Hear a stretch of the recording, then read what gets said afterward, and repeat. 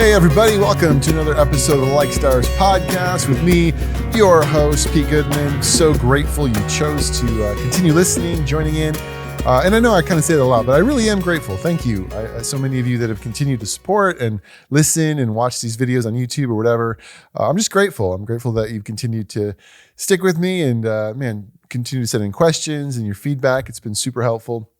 Today, doing a slightly different thing than maybe what I've done in the past. This episode of the podcast is actually going to be almost like a part 2 to a sermon that I gave at our church this last week. And that part 1 is actually available. I put it on the Like Stars podcast, both the YouTube and the normal audio page as a bonus episode. But it's looking at the question of the Bible and whether or not it's trustworthy. And as I was approaching it, I decided to look at it from 2 angles. One angle was, is the historical transmission of the Bible over time reliable? Is the Bible that we have today trustworthy, or is it changed? Do we have the right books? Things like that. I covered that in a message I gave at the church. And so I added it as sort of part 1, and you can listen to that. You don't have to listen to that though to make sense of this podcast. So you don't have to like turn this off or anything, but they kind of both go into it, because the other side of it was, even if what we have is what was originally written, how do we trust the message of the original authors of the Bible? How do we know that what they had to say was actually true? And I decided to spend some time on this podcast here, really diving into that question, focused around one specific issue. What was their main message? That Jesus was the Messiah and that he was resurrected from the dead. And if that claim is true, then the rest follows. So we're going to dive into that a bit on this episode. Now, before we do, a couple quick things. Just want to encourage you, if you haven't already subscribed to the podcast, whether it's on audio, Apple, Spotify, please do. And the YouTube page, you can subscribe to that as well, so you get notifications when it comes on. This might be a good episode to consider sharing with somebody, people that have questions about faith, whether they can trust the resurrection. So maybe this is a good episode that you could share with a friend, pass along. Also want to let you know, as I've mentioned before, I'm in the process of working through an entirely kind of separate group of video content where I'm doing an overview of the New Testament, individual episodes that will each book of the New Testament, giving background, clarity of who wrote it, when, main ideas, short walkthroughs, kind of both to help you read the Bible as you're going through it, but also potentially just something to listen to gain more information. That will be available on my YouTube channel, the Like Stars YouTube channel, as well as probably a separate but related podcast. And all of it is on the likestars.us website as well. And so look forward to that. I'm planning on releasing the first few episodes here in the next week or 2. So you can check that out then. And then releasing the entire New Testament over the next month or so.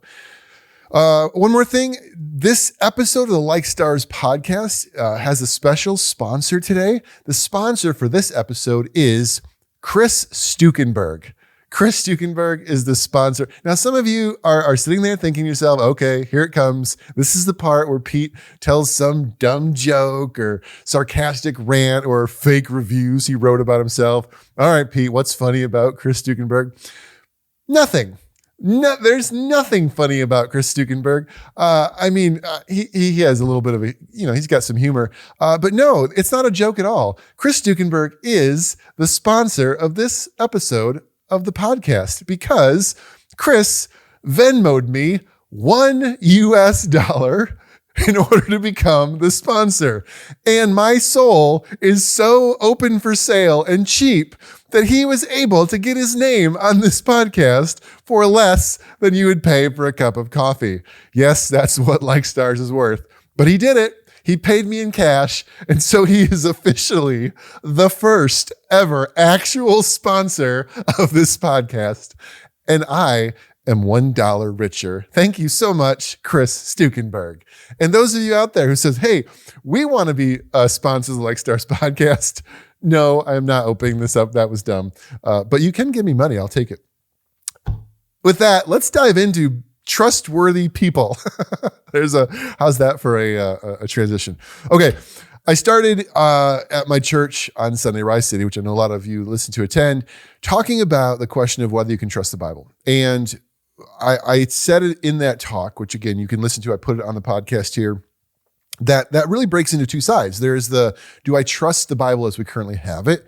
Has it been translated and copied well? And do we have the right books, or who decided that kind of thing? But then there's also the question of, even if we have really good copies of what was originally written, can we actually even trust the message at all? How do we know that these apostles and other people who wrote this stuff down were themselves trustworthy people.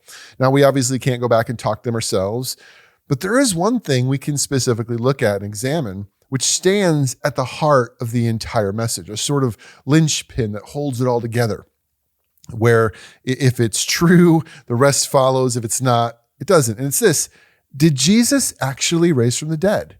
Now, you might say, well, hold on, wait, how is Jesus raised from the dead connecting to the trustworthiness of the Bible? Well, really, if you think about it, they are directly intertwined, because Jesus comes to earth supposedly as God in flesh. That's what he claimed and what his followers claimed.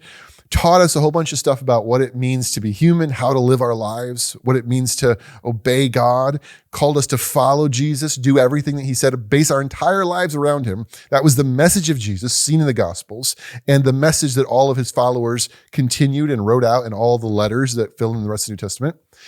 And he says all this stuff, and then he's killed. And it's like, okay, well, he's dead. Does that mean none of it's true? And yet here we are still following it, because the belief was he actually was resurrected from the dead. Well, look, if Jesus made all of those outrageous claims and then died, everything about Christianity is nonsense. Forget about having a conversation about the trustworthiness of the Bible. The Bible is an immoral document that should be burned if that is true. Christianity is an outright lie and should be kept away from children if Jesus didn't actually raise from the dead, because the entire New Testament is based around, flows out of this one central claim that Jesus was who he said he was, and proved it by defeating death. So if he actually predicted that he would die and then be resurrected, and he was, well, that changes everything. Everything that he said, every little nuance of his life, of his teaching, should be taken as true. The subsequent writings of his followers who walked with him and claim as the basis for everything, because Jesus rose from the dead, here's then what it means for our lives. That's what makes up the New Testament. So when we talk about, can we trust it? Well, that's where it starts. If Jesus didn't rise from the dead, they're all liars or crazy or confused, and we shouldn't listen to any of them. The Gospels are lies. Don't trust them at all. However, if he did, if he actually came out of that grave, then every word spoken has massive impact for your life. It's the most important message in human history. So asking whether the original authors of the New Testament are trustworthy really comes down to whether or not they were right in telling the truth that Jesus rose from the dead, as they claimed. If he did, yeah, they're trustworthy. If he didn't, no, they're not. So let's think about it. What can we trust them? And that is going to be really the focus of this episode. So let's dive in together and ask the question of whether or not their message that Jesus rose from the dead and everything else can be trusted. I think the best place to start with this conversation is just thinking about what would have been just this difficult, fateful moment when all of Jesus' followers who had been around him for 3+ years, learning from him, studying him, doing everything he said, are all now watching him die, literally watching him die. And eventually he breathes his last. They take him off the cross. They put him in a tomb. And when this massive stone is rolled in front of the tomb, it was sealing up not just his body, but all of their hopes and dreams. Everything they were expecting and thinking was going to be great, that their king had come and their life was going to get better, all these kind of things. It's now done. It's over. He was executed. He was called a failed revolutionary. And now most of them scatter. They're in hiding. They're fearing that they're going to be next. Their vision for God's salvation, all that Jesus promised them, up in smoke, right? For them in that moment, it was all a lie, a dream too good to be true, becoming a nightmare, really. Just imagine realizing in that moment that everything was for naught. It was all worthless. You would have had these men and women carrying a crushing sense of disillusionment, disappointment, watching Jesus die and come off the cross. His crumbled body was their dreams crumbling before them, right? This was the end. They were wrong. They chose a loser. They hitched their wagons to a broken down thing that didn't get them anywhere. When Jesus died, they would have thought everything was over. And yet, everything was not over. Because shortly after, those same people who watched Jesus die were going around telling everybody that Christianity was real, that they should follow Jesus, that they should completely give their lives, that he was the king. How do they know? Because he was resurrected from the dead. and that you should trust his message. Think about kind of how absurd that was. Think about the Apostle John, who wrote an entire book about the life of Jesus and calls all people reading it to believe that he is the Messiah. John stood at the foot of the cross and watched his master exhale his final breath with his own eyes. He saw a spear puncture his lung and his broken, lifeless body thrown in a tomb. That John turned around and wrote books and letters of the New Testament telling you and I that it's all real, that we should believe it, and that we should follow Jesus.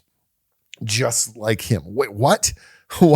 John, why? Like, your dreams were crushed, man. You watched him die. How could he possibly be the Messiah?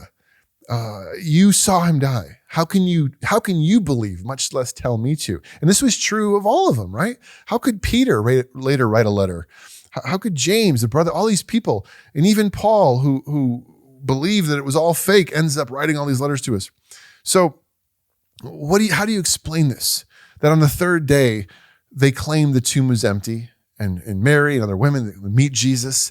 Mary and John runs to the disciples to explain, Jesus is alive. They don't believe it. That's important. When you read the story, they didn't believe it.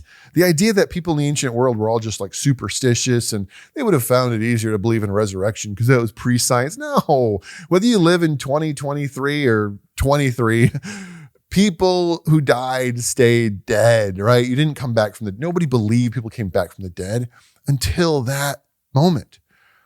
When they were apparently hiding behind locked doors for fear that people were coming after them because they were part of this failed revolution.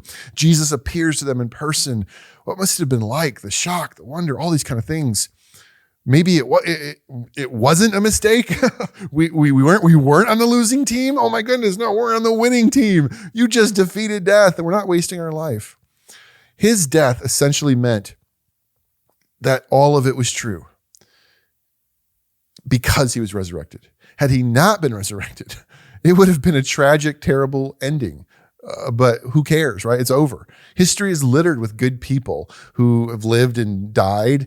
We all go on with our lives, whatever. And in fact, the Apostle Paul would later say this when writing to the church in Corinth, which is one of the earlier letters before the Gospels even.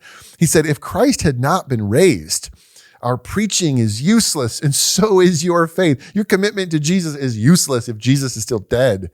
If only for this life we have hope in Christ, if there's no resurrection. He says, we are of all people most to be pitied. We're idiots. We're dumb. If Jesus was just another failed Messiah, what are we doing here? We're wasting our time. You should feel sorry for us. But Paul says, no. But Christ has been raised, and it changes everything. Even though we don't think dead people come back to life, they usually don't. This is something amazing. So, of course, people are going to ask and question this and doubt it. Isn't there a more likely explanation for all this? Because dead people don't come back to it. How do we know it's not just a legend, just made up, a mistake? Or worse, how do we know that they weren't just lying? Maybe somebody made this up because they were feeling bad or wanted to get power. Like, how can we actually trust these people who said something ridiculously, miraculously happened, that Jesus came back from the dead? And it's so important because, again, if that didn't happen, the Gospels aren't true and shouldn't be trusted. And all the followers of Jesus, like John and Paul and Peter and James, we're all lying. They're all lying. And so none of it should be trusted. But if he did, then all of it matters. So I want to examine some of the aspects of the resurrection. And I know this started with, can we trust the Bible? But because the resurrection is the core thing that the New Testament claims. Now, also a quick side note, some people say, well, how do you trust the Old Testament? Well, it's honestly connected. Because Jesus and his followers often quoted from the Old Testament and talked about it, and Jesus affirmed it. So if Jesus rose from the dead because he was truly God, then anything Jesus affirmed, I affirm. So really my entire Bible, the authority of it, the truth of it, the trustworthiness, all of it rests on whether or not Jesus was who he said he was. And who he said he was rests on whether or not he actually stayed dead. Because if he died and stayed dead, he wasn't who he said he was. But if he was resurrected, then man, this is something completely different. So I want to look at a few common critiques or pushbacks or what about this, or what kind of things, and ask, do we have good reason to believe that Jesus was resurrected and thus the Bible is trustworthy? All right, here we go. Let's do number one. Sometimes people will essentially say, well, maybe Jesus didn't really die. And you know, okay, what's this about? Well, before we jump into dead people come back to life, couldn't it be more likely that actually he just wasn't dead yet? Maybe he merely fainted from exhaustion or passed out. After all, it says that Pilate was surprised at how quickly Jesus died. Well, maybe there's a thing. Maybe Jesus wasn't really dead, because usually you could be crucified for a few days. It looks like it happened very quick. So there's an argument that, you know, it was all kind of a deception, that Jesus looked like he was dead, but he really was just kind of fainted and now he's back. And so there you go. Well, let's kind of break down this idea. Is it possible that Jesus didn't really die? For starters, just because Pilate said he was surprised Jesus was already dead, he wasn't like, what? Completely shocked. It was certainly possible because we're told that Jesus was severely beaten even before reaching Golgotha. Many people often die just from a Roman beating. Getting whiplashed with cat and nine tails 39 times is terrible, terrible punishment to the human body. Even before being crucified and having 7-inch spikes driven through his hands and feet, he was already near the point of death. And then the way he was hung required him to push himself up on his feet, which were actually nailed to wood in order to breathe. So it would not have taken long to have lost all the strength needed to even inhale. So his death would have been fairly quick, given the beating that happened before the crucifixion. The Romans crucified people all the time, but they didn't always put them through that excessive of a beating before it happened. So it's far more explainable and understandable that Jesus was just near death before they even hung him up. What's more, people undergoing this kind of torment, and medical professionals, I'm not one of them, but I've studied this a bit, go into what's called hypovolemic shock, which causes a collection of water-like fluid in the membrane around the heart. And you actually see, and this isn't like modern science, they knew this even 2,000 years ago, because in the Gospel of John, he tells us one of the soldiers pierced Jesus' side with a spear, and it talked about a sudden flow of blood and water, which is kind of a random comment to make. Well, why just throw that in there? It was on purpose. John wanted his readers to know, because then right after it, he actually says, the man who saw it has given testimony, and his testimony is true, meaning people saw water come out of his side. Why does that matter? John was already ahead of you. John was already saying, I don't know, you might be thinking he wasn't dead. Water came from out of his side, proving that his heart had probably already lost and exploded. So to make sure Jesus was dead, they ran a spear in his lungs, and the outflow of both blood and water would prove to the soldier, who was not a medical professional, but was in charge of making sure these guys were dead, that Jesus was dead. And there was a witness testifying it. Look, and this is probably the biggest thing. We're not trying to get to perfect reasons here, but we're just reasonable doubts. The Romans knew how to kill people. They crucified 2,000 people in one day at one point. They would know if someone was or wasn't dead. And they would be executed themselves for allowing a prisoner to escape. So if you were a Roman centurion in charge of crucifying a prisoner, and it turned out you didn't fully kill him, you would get executed. They had every reason to make sure Jesus was dead. They would not have brought his body off that cross if he wasn't fully dead. But look, just for the sake of argument, what if he had woken up from that insanely crazy beating and heart failure and a massive punctured wound in his side? How would he have gotten himself out of grave clothes in the role of tombicide?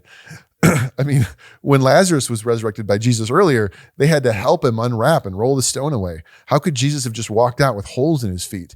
And why would anyone look at that, whatever you would be looking at, and think, oh, resurrection, right? Like, I mean, it's absurd. It doesn't make any sense. Jesus was dead. That's saying he wasn't dead is not a good argument. He was dead. Now, another argument that might seem to have a little bit more validity would be, okay, so everyone said the tomb was empty, but maybe it wasn't really empty. Maybe there's another option here. Before we jump to resurrection, how can we even be sure that the body was truly gone and the tomb was actually empty, which everybody's claiming? So let me just set the stage here. At this moment, you have the disciples saying Jesus is resurrected. Well, do you know what the easiest, most simple way to respond to no, he's not is? It's to point to a dead body.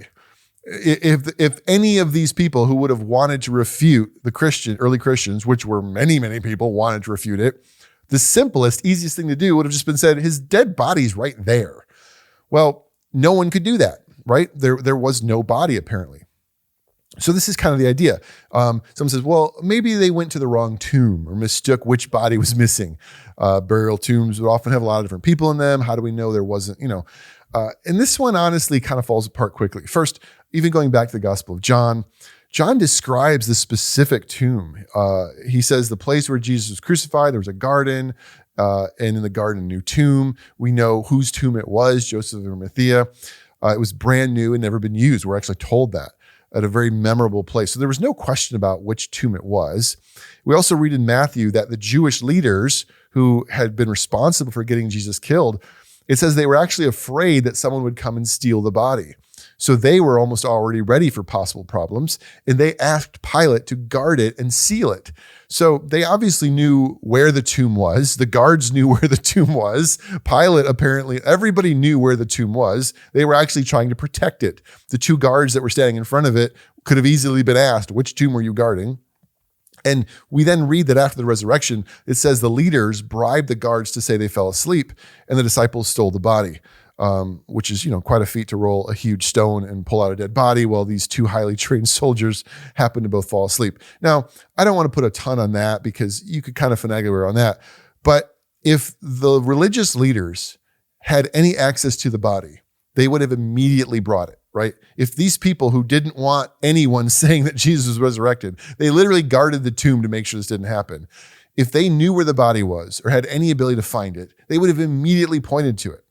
Why would they bother saying any of this about lying and getting the guards to say they fell asleep? Why would the guards admit to falling asleep? Why make up some elaborate ruse and waste money and accuse the disciples of stealing the body if they could have just gone and pointed and said, it's right there, here's the body. The authorities clearly needed to explain the empty tomb because it was obviously empty and they didn't have the body themselves. So you have an issue. Jesus died on the cross. He died. His physical body died. They buried him. Then a few days later, his body was gone. The tomb was empty. A tomb that was guarded by soldiers and had a stone was gone. So that's pretty strong historical backing. Okay, he was dead. Now the body's gone. But look, that's child's play right there, right? Like we haven't really gotten to it. Just because the body is gone doesn't mean resurrection. Maybe the disciples stole it themselves. Maybe they are the ones that snuck in and somehow got it out of there and faked it to look like a miracle. The early church wasn't based on a claim that Jesus's body was missing. No, okay, so what? They were claiming that he was alive and there was no body to prove he wasn't. So it was their word that he's alive versus there's no body. So the biggest question is, and this really, I think is the most important thing, because now we're talking about the people who actually wrote the scriptures. Their testimony, their word is that Jesus was alive, that they met him, they experienced him. Can we trust them? Should we trust them? Should we trust such a crazy, outlandish claim from a group of people living so many years ago? So for the last few minutes of this podcast, that's really where I want to hone in. Jesus died. The tomb was empty. His body is gone. But these groups of people that were saying he was resurrected, can we trust them? So first, let's start here. It goes without saying there were a lot of people who claimed to have seen Jesus. Now, I don't want to underestimate or blow by that. Like when I say a lot, I mean, we're not talking about one or two people. We're talking about a ton of people. From the gospel accounts alone, we see that he appeared to Mary Magdalene and a group of quote unquote other women, all of the apostles, including Thomas, who himself was a doubter and didn't believe it at first, eventually to other groups of disciples. There's these two men in Luke on the road to Emmaus. Then it ends up coming to Paul. This wasn't one or two people catching some shadow figure while half asleep. It wasn't just the 12 who had the most to lose. There were a lot of people involved claiming to have seen Jesus. And that itself needs to be reconciled with. It's like, oh, okay, there were a lot, but they were the disciples of Jesus with a biased agenda, the people who might have wanted him to be alive, right? The 12 would have wanted to fake it. They were upset, disappointed, let down, highly emotional. How do we know they didn't just want it so bad that they convinced themselves, right?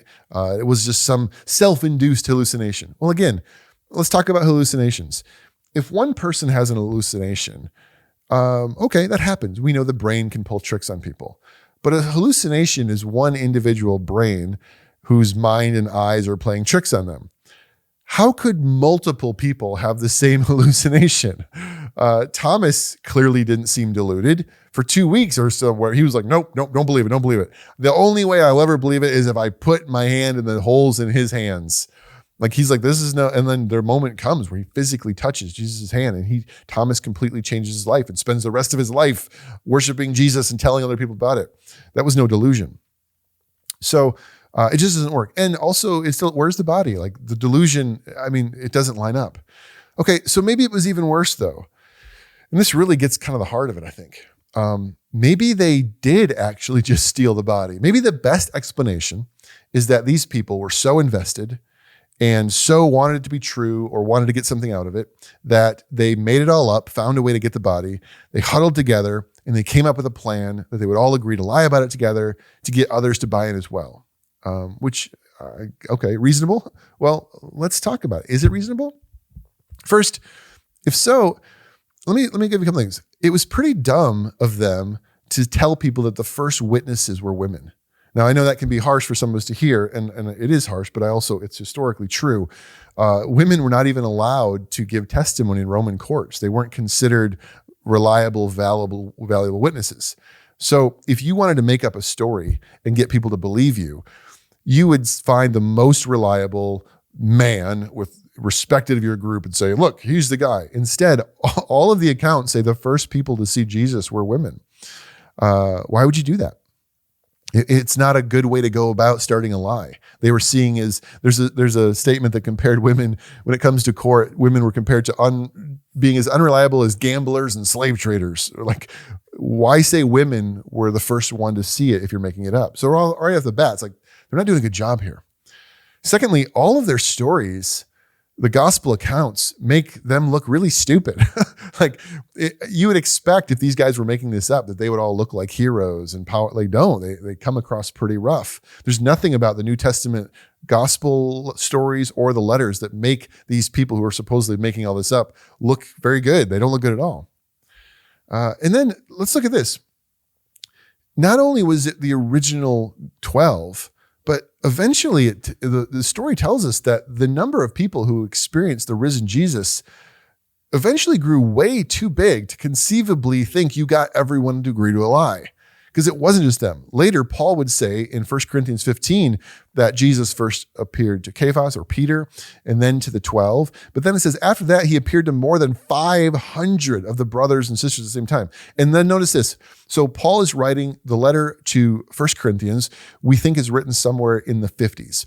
If Jesus was crucified somewhere in the middle of the 30s, you're now about 15 to 20 years at the most later.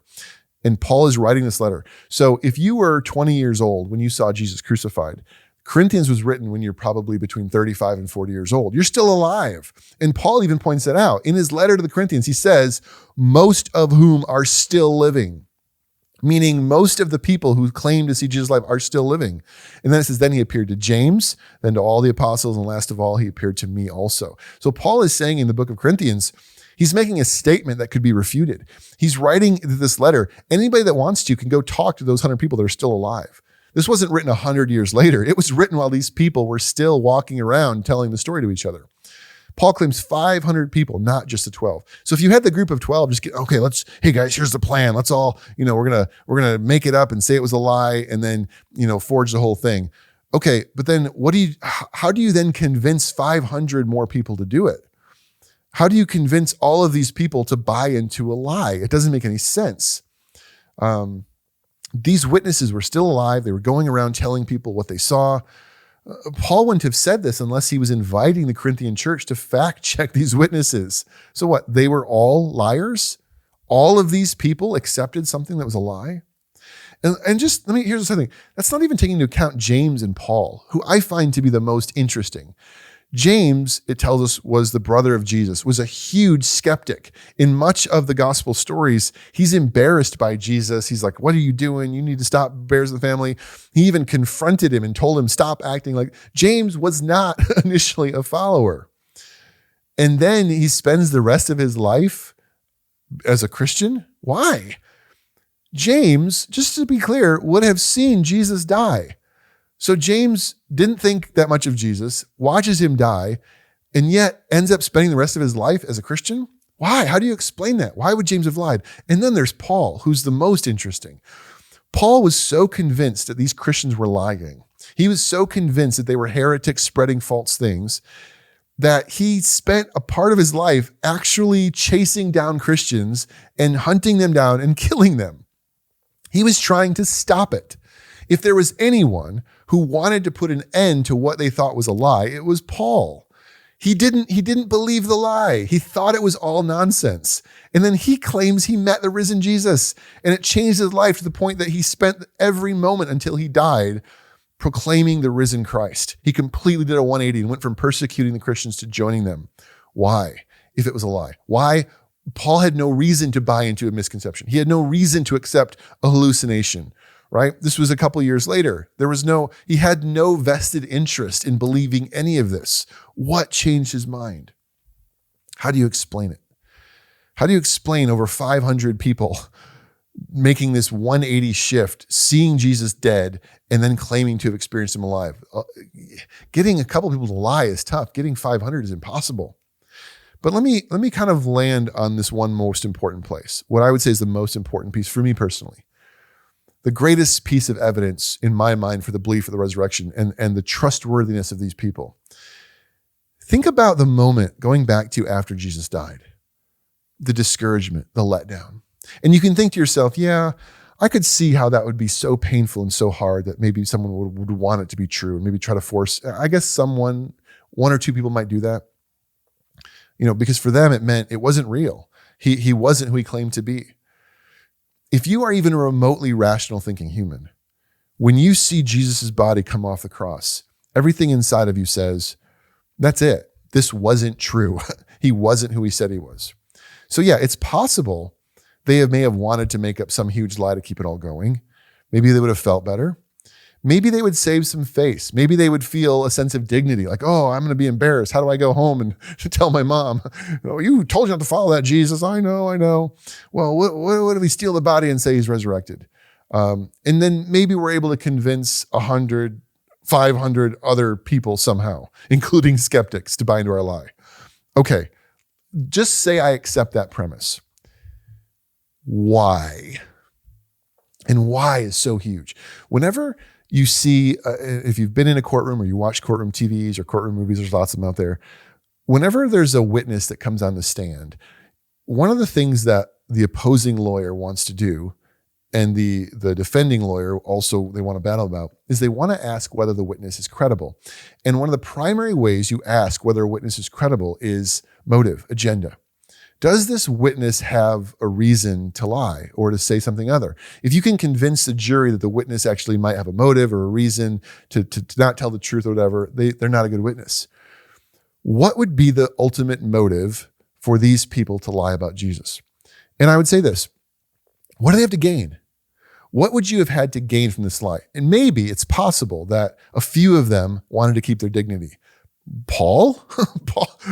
Why would Paul care about it? James? No. 500 other people? Like, what would they have to gain from this lie?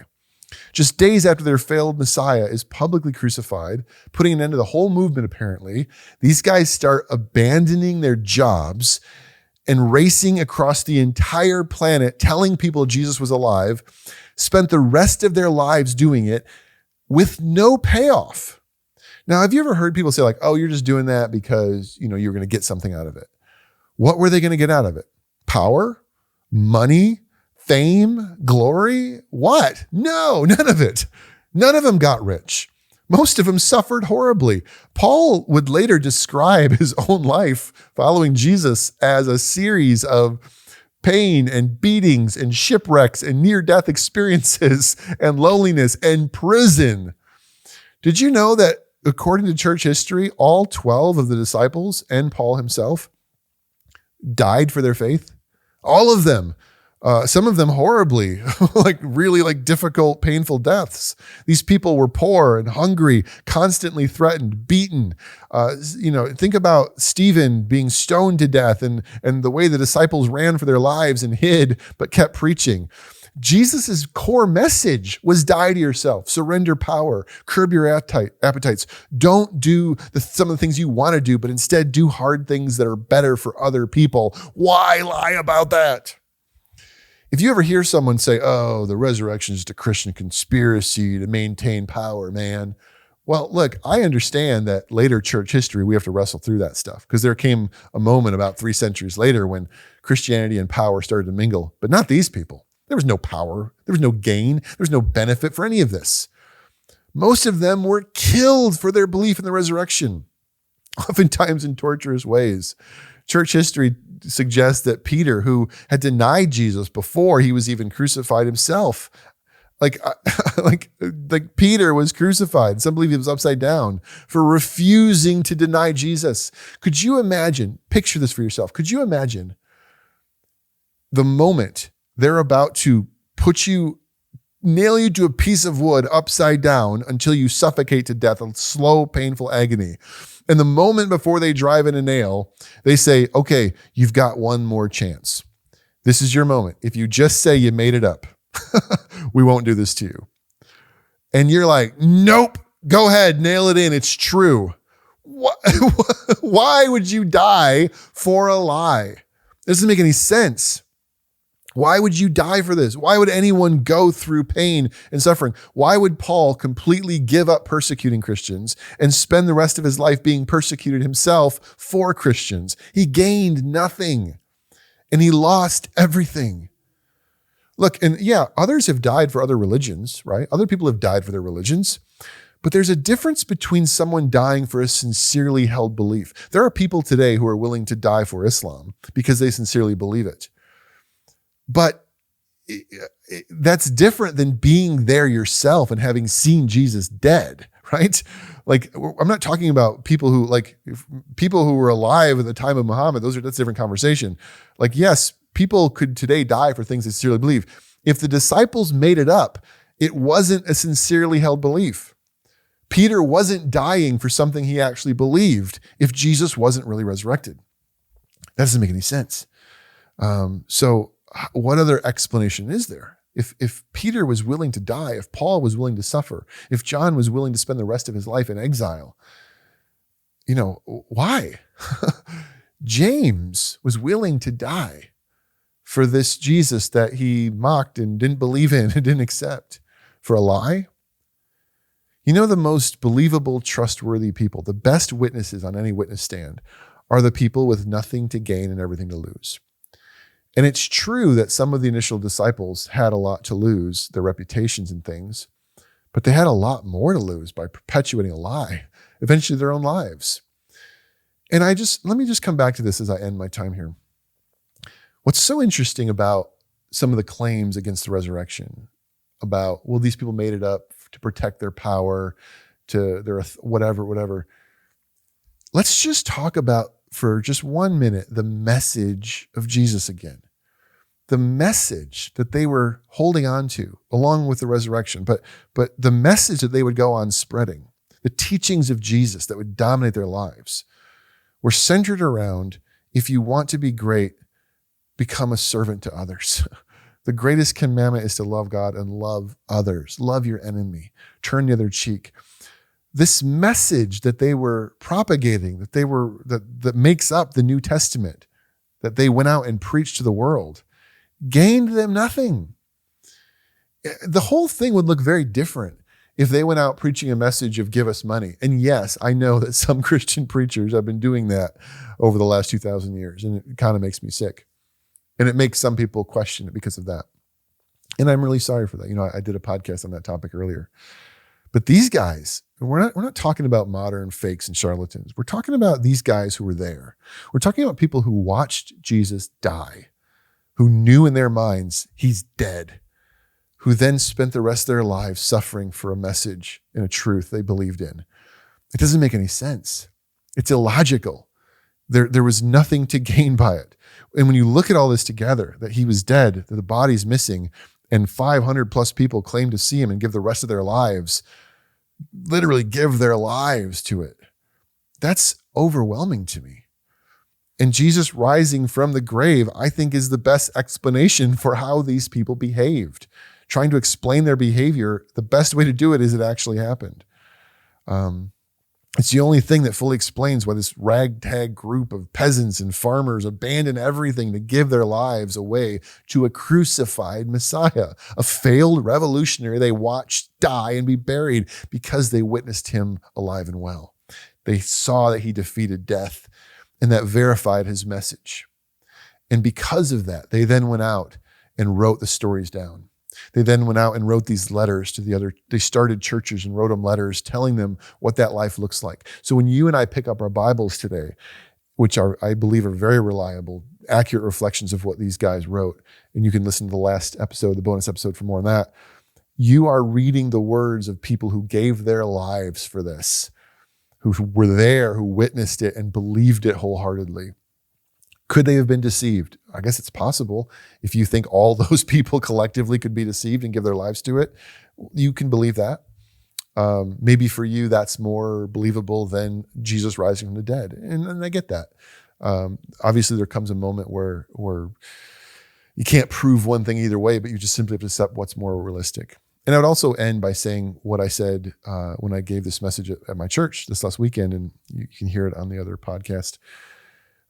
I think the most convincing part of it for me is it's not just like, oh, here's this historical evidence of these people. It's the way that their message still transforms lives today and has transformed my life. And the reason why I do this podcast, and I joked about it, and I didn't joke about it because I was tying it in, but I'll tie it in. I don't make any money off this podcast. My friend Chris sent me $1 as a joke. I don't want any money. I'm not asking you to send money. I don't have real sponsors. That's not why I'm doing this. Like, I'm not on here because I'm trying to push an agenda about myself. I mean, like, I don't really care. I do this podcast because the risen Jesus has changed my life, because I have experienced him, because I've found the message that these men and women first put down on paper and began to spread around the world has affected me 2,000 years later in an amazingly positive way. And I would even say this, that the message that is self-sacrifice, of love, that doesn't appear on the surface to be making your life great, is actually a message that makes your life better. I actually think they were right. This is worth dying for. It's not about power or money or politics, but it is about finding the life God intended us to create. And that's what this whole podcast is about. The whole idea for me of like stars, coming from Philippians, that Paul would say, when we start to live this life, we shine like stars in the night sky. We find something better. I believe that the apostles who wrote the New Testament and their followers who helped them write it had found something better in Jesus. And they knew it was true because they witnessed him alive. And they believe wholeheartedly that the life that he was calling them to was better than the life that they were trying to create for themselves. And the resurrection was just the proof of it. But the ultimate outflow of it was seeing the kind of life that God had intended to happen. And that's what you read in the New Testament. So I trust the New Testament, both because I think it's historically reliable, but also because the message I have found to be true. I'm convinced that Jesus did rise from the dead, and that the teachings of Jesus in the early church do change lives and bring about goodness inside of us. It is the wisest thing that we can do, is follow Jesus. So I'm on board, and I'm going to keep doing podcasts like this and New Testament survey classes and other things, because I want to help other people get on board, because I think it's a better life. All right. With that, I'll kind of end this one. Again, thank you so much. Thank you. Seriously, just genuine. Thank you. It's cool to know that many of you continue to support. And when I get feedback and comments from people that are listening or watching on YouTube, and it just, I don't know, I'm not doing it for necessarily that, but it is nice. So if you'd like to leave a review, a real one, not a fake one, well, we might have some more fake ones coming. We'll see. But I'd love it. I'd love to hear from you. If you have a question, you can email me, pete@risecitychurch.com. You can also find me on Like Stars on Facebook, Like Stars Podcast on Instagram, Like Stars Podcast on YouTube. Like Stars Monopoly is now available at Toys R Us. Does Toys R Us even exist anymore? I don't think it does. That's sad. I'm going to do a podcast about why I used to love Toys R Us. But with that, look forward to continuing our conversations together. Be releasing the New Testament survey course soon, so check that out when it comes out here on Like Stars. And we will see you on the next episode. Thanks, everybody. See you later. You consume and I'm burning alive. When you're near